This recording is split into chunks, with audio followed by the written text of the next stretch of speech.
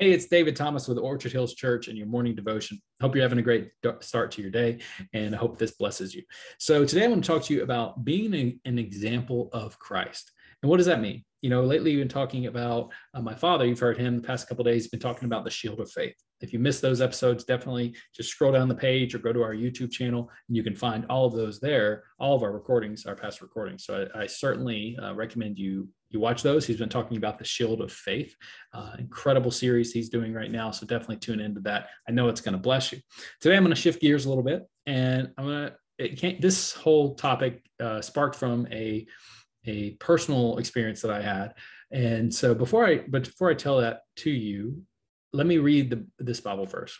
All right. So it's Matthew 5:16. It says, "Let your light shine before men, that they may see your good works and glorify your Father, which is in heaven."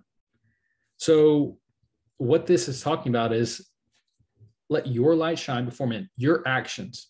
Let it be such an example that you bring glory and honor to our Father in heaven, to God.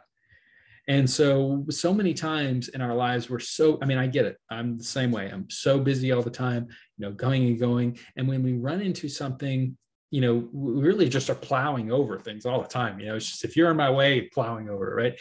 And so we have to be self-aware of that and slow down to the fact that when we do come across something that could be an opportunity to share the love of Christ, we don't miss it. But also, too, we have to realize when we come across something that's inconvenient for us in our comings and goings, that we have to react in a way that's glorifying to Christ. And so, and like I said, this happened to me recently, and I got convicted myself. I'm just as guilty as the next person of rushing around all the time and, trying to do a million things at once. And when something inconvenient happens, you want to lash out, especially on the person on the other side.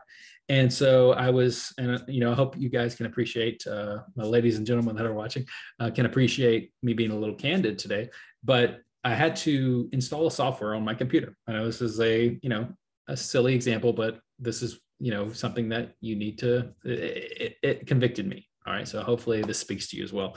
And so the company I purchased it from, I was assigned a account manager, and there was two options. There's one where they just give you the instructions and you install it yourself, and then there's one where they actually log in and install it for you. Well, I'm pretty tech savvy. I'm familiar with computers, so I said, no, I can probably install it myself. I'd done something like this before, so I said, just I'll purchase the package where I do it myself, and we should be good.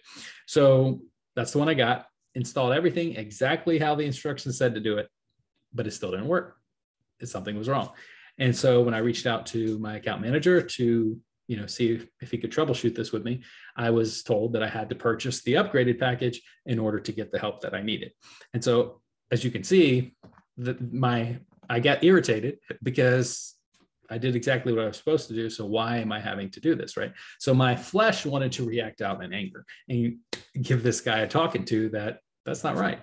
But I got convicted, and I had to really reflect and say, okay, if I come at this person and get frustrated with them, first and foremost, they're just a cog in the wheel. They're just somebody trying to do their job, right? And secondly, they might be the only example of Christ.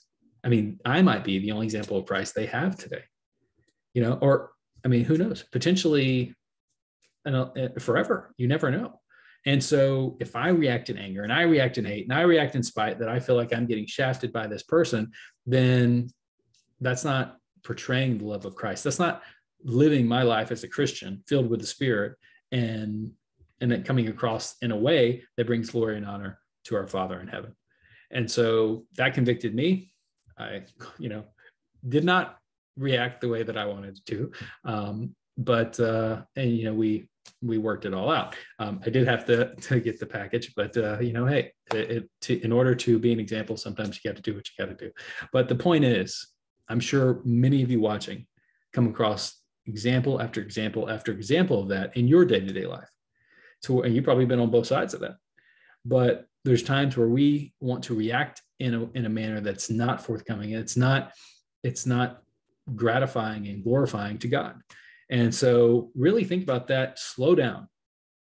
When you're coming to a situation where your impulse is to lash out in anger, in an ungodly fashion.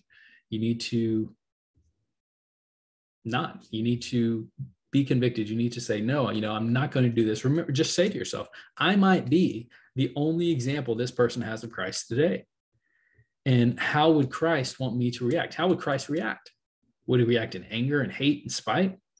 Or would he come across in love, caring, nurturing, and portray that love that only us Christians truly know?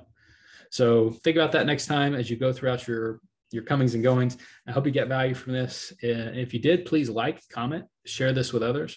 And we look forward to seeing you again for our next devotion. Take care. God bless. Bye.